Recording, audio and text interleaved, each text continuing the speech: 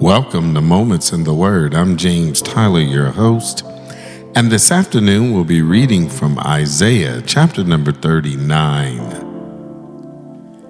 At that time, Merodach-Baladan, the son of Baladan, king of Babylon, sent letters and a present to Hezekiah, for he had heard that he had been sick and was recovered. And Hezekiah was glad of them, and showed them the house of his precious things, the silver and the gold and the spices and the precious ointment, and all the house of his armor, and all that was found in his treasures. There was nothing in his house, nor in all his dominion, that Hezekiah showed them not. Then came Isaiah the prophet unto King Hezekiah, and said unto him, What said these men? And from whence came they unto thee? And Hezekiah said, They are come from a far country unto me, even from Babylon. Then said he, What have they seen in thine house? And Hezekiah answered, All that is in mine house have they seen.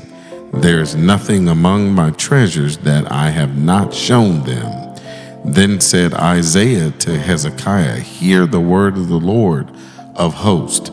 Behold, the days come that all that is in thine house and that which thy fathers have laid up in store until this day shall be carried to Babylon. Nothing shall be left, saith the Lord. And thy sons that shall issue from thee, which thou shalt beget, shall they take away, and they shall be eunuchs in the palace of the king of Babylon. Then said Hezekiah to Isaiah, Good is the word of the Lord which thou hast spoken. He said, Moreover, for there shall be peace and truth in my days. When we look at the text of this scripture here, we see that it serves as a somber yet vital reminder about pride, short-sightedness, and the consequences of misplaced priorities. Here in this chapter, King Hezekiah, who had been blessed with recovery and an extended life in Isaiah 38, shows the treasures of his kingdom to Babylon's envoys.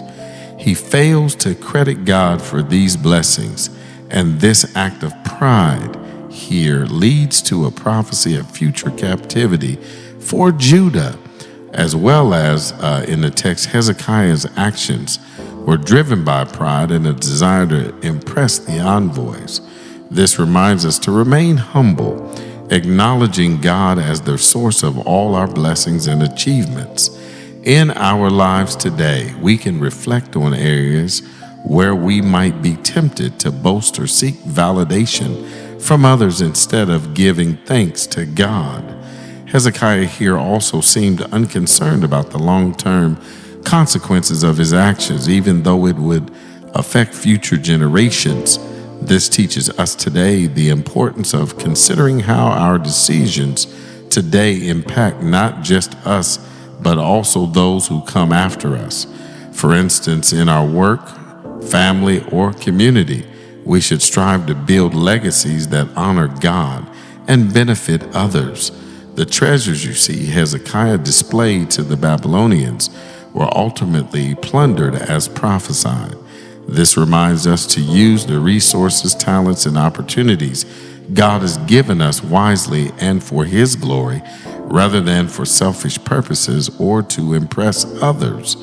It also shows that Hezekiah didn't seek God's wisdom before interacting with the envoys.